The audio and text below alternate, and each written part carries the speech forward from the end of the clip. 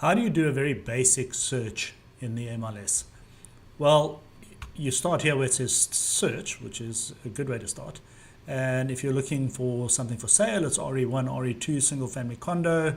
If you're looking for rental property, it's RNT, residential rental. Let's just say, to keep it simple, I'm looking for rental property. So we'll click on that.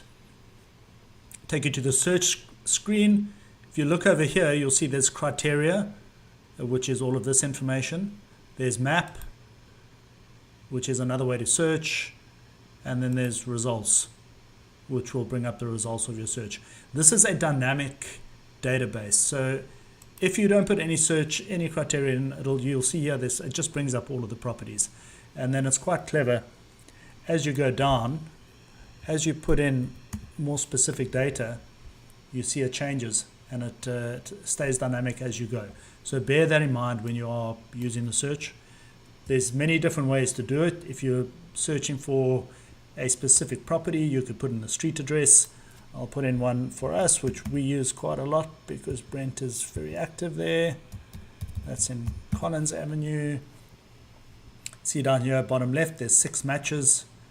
So we click on results and brings up the 6 units that are available to rent in that specific apartment block.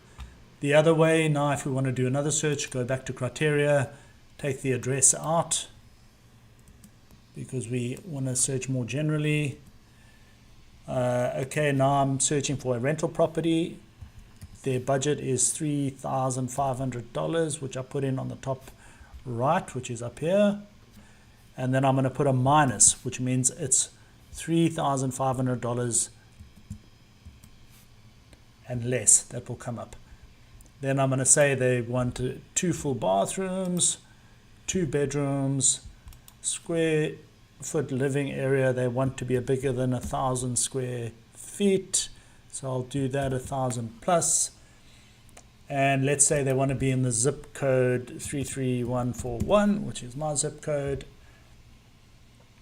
And you can see as we've drilled in with all of that information, it's brought up less and less matches. So we would now go into results, and that's obviously a lot. I can drill down further and be more accurate with what I want. So that's how you do a very basic search for a rental property.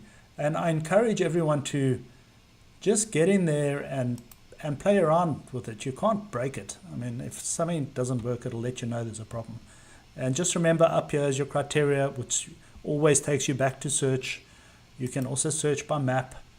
So you can get into an area on the map. And let's say I have criteria here of 2 beds, 2 baths in this zip code here, 33141, bigger than 1,000 square feet, as you can see here. If I go now map search, and let's say I just take a rectangle, it is now searching on those same criteria. So now it is searching just inside that rectangle for that criteria. And you can see there's 10 matches. So if I go through to results, it gives 10 matches just in that area that fit that criteria. So it's pretty cool, actually. I encourage everyone to go in, play around, get your hands dirty.